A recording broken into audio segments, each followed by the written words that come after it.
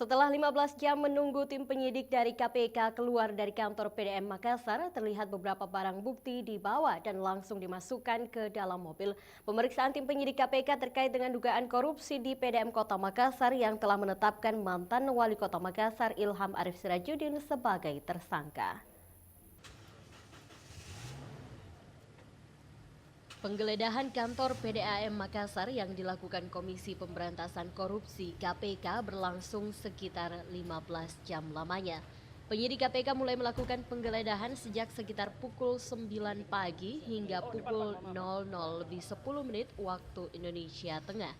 Dalam penggeledahan itu, penyidik KPK menyita 2 koper berisi dokumen keuangan dan beberapa barang bukti berupa dokumen administrasi dari tahun 2006 hingga 2014. Kurang lebih 10 penyidik KPK yang datang bersama petugas keamanan dari Satuan Gegana Brimopolda Sulselbar.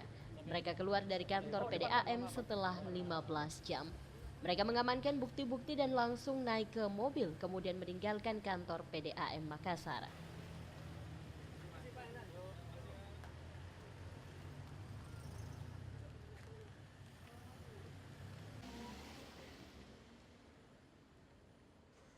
Barang bukti yang dibawa segala macam administrasi ya, persyaratan administrasi yang diperlukan juga sudah diserahkan semua.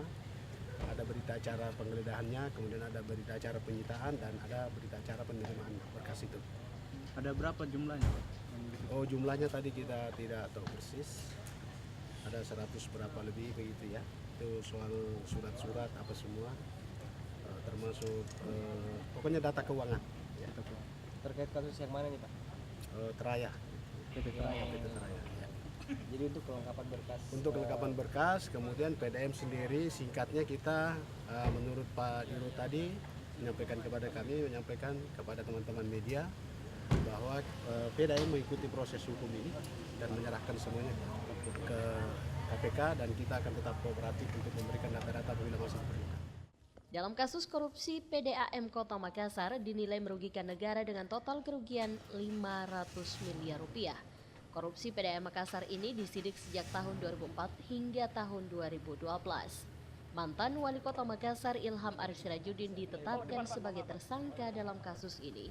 Selain Ilham Arif Sirajuddin, KPK juga menetapkan Hengki Wijaya, Direktur Utama PT Traya Tirta Makassar sebagai tersangka.